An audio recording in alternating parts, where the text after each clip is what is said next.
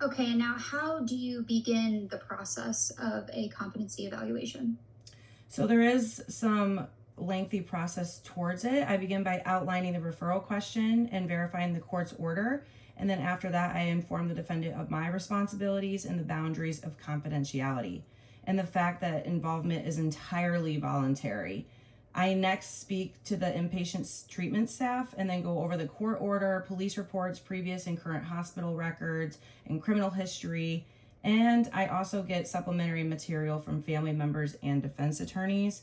But in order to evaluate factual and logical comprehension, as well as the capacity to seek legal advice, I conduct clinical interviews, frequently spanning several sessions, which I briefly begin to explain legal principles when necessary. And then I evaluate thinking and memory.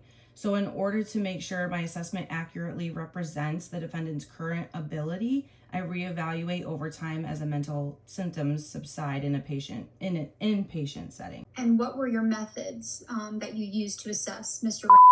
competency? I employed a multi-method approach to forensic evaluation. So in particular, I spoke with Mr. in 4 clinical interviews throughout his hospital stay, which looked at collateral resources like his father, defense lawyer, and treatment team, and I looked at the police narratives, hospital records, and his criminal history. I also evaluated his comprehension of his accusations, the responsibilities of courtroom participants, potential plea bargains, and his capacity to collaborate with his lawyer while tracking his psychiatric presentation throughout time.